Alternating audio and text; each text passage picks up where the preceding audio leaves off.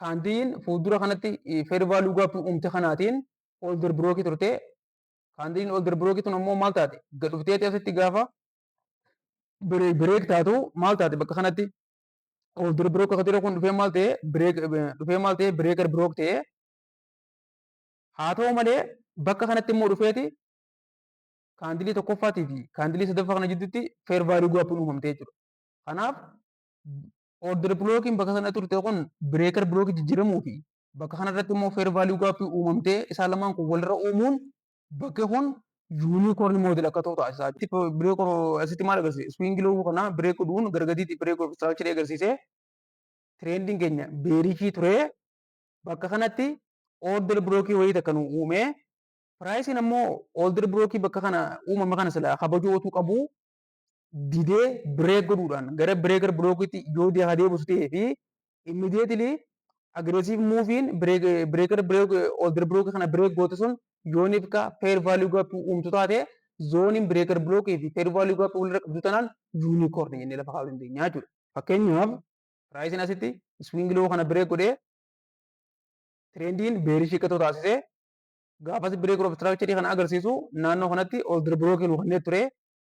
Sammoota piraayisiin dhufeeti order brookii kana kabajuu diduudhaaf jecha zoonii order brookii ture kana gara bireekar brookii deebisee piraayisiin gaafa kanatti ol deemu immoo naannoo kana keessatti dhufeeti maal kaa'ee fair value gap kaa'ee hogguu bireekar brookiin asitti uumame kunii fi fair value gap kun walirratti uumamu yuuniikoorni moodelii ta'a. Piraayisiin deebi'ee gaafa siin zoonii kana ta'u seenu bakka kanatti seel poosishinii baay'ee poosishinii seennee stoop loosee jila keenye teek piroofitii immoo gara gubbaa kana kaa'uun tireedii akka kanaa kana fudhachuu ni dandeenya jechuudha. Kanaaf yuuniikoorni moodel jechuun piraayisiin duraan order brookii uumee order brookiin sun bireek ta'uudhaan gara bireekar brookiitti eegee jijjiiramee boodaa fi bakka poosishinii bireekar brookiin itti uumamte sanarratti aggressive muuviin dhiyeenya kana uumame yoo fair value gap kan nuti eegi fair value gap fi order brookiin sun overlap taanaan zooniin sun bireek yuuniikoorni moodel jennee lafa kaa'uu dandeenya jechuudha.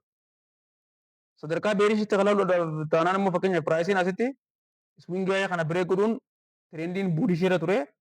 Sanbooda dhufeeti swingiloo kana bireek godhuudhaan karaa maalii jijjiiree karaa beerishii jijjiiree gaafa piraayisiin bakka kanatti buulishii turu naannoo kanaatti order brookiin nu kanneen ture. Order brookiin sun immoo kabajamuu didduudhaa kan ka'e bireekar brookii jijjiiramee gaafa bireekar uumamuun immoo naannoo kana keessatti fair value gap yoo uumamu taate piraayisiin gaafa deebi'ee zoonii kana seenu asirratti seel poosishina seennee stoop loosee jila kaa'uudhaan teek piroofitii fuuldura keenya keenye tireediin haala kanaatiin gaddeemee akka seel poosishinii nuuf uumamu godhuun yuuniikoorni moodel jennee lafa kaa'uu dandeenya jechuudha. Fakkeenyaaf ammaasitti piraayisiin gaafa swingiloo kana dhufee bireek godhee buulish tirendii ture. Sanbooda gaafa buulish tirendii turu kaandiin fuuldura kanatti fair value gap uumte kanaatiin order brookii turte. Kaandiin order brookii tun ammoo maal taate? Gad dhufteeti asitti gaafa bireek taatu maal taate bakka kanatti? Order brook akka ture kun dhufee maal ta'e? Bireekar brook ta'e. Haa ta'u malee bakka kanatti immoo dhufeeti kaandilii tokkoffaatii fi kaandilii sadaffaa kana jidduutti fair value gap uumamtee jechuudha. Kanaaf order blookiin bakka sana turte kun bireekar brookii jijjiiramuu fi bakka kanarratti immoo fair value gap uumamtee isaan lamaan kun walirra uumuun bakki kun yuuniikoorni moodel akka ta'u taasisaa jira. Kanaafuu piraayisiin gaafa deemaa dhufee zoonii kana keessa seenee bakka kanarratti seel poosishina seennee stoop looses gubbaa kaa'uudhaan teek piroofitii kii leevalii nuti jiru kana taarget goone piraayisiin akka gara gadi deemee tireedii keenya nu kan nu taasisudha jechuudha. Kanaafuu yuuniikoorni moodel akka nuti jennu piraayisiin duraan istiraakcharii tokko keessatti order brookii nu kennee order brookiin sun faayil ta'uun gara bireekar brookii jijjiiramee bakka bireekar brookiin itti uumamte sanitti yooniif kaniif fair value gaapuun argamtu taate bakka isaan itti overlap saniitiin yuuniikoorni moodel jennee lafa kaa'uu dandeenya jechuudha. Fakkeenyaaf kana booda fakkeenyaaf amma asitti piraayisii maal godhee seelsaa liquiditii ni fudhatee swingiloo kana jila kan jiru kana seelsaa liquiditii ni fudhatee asitti immoo swingiloo kana bireek godhuun bireek of istiraakcharii yookaan immoo maarket istiraakcharii shiftii ni fidee sanbooda maaltu godhee maaltu tahee piraayisiin gaafa dhufee asitti kana gaddeemu kana asiin gaddeemu bakka kanarratti order brookii ture. Order brookiin bakka kana jiru immoo gara maalii jijjiiramu gara bireekar brookii jijjiiramtee immediately za'a sanitti immoo piraayisiin maaluma fair value gap bakka sanatti uume jechuudha.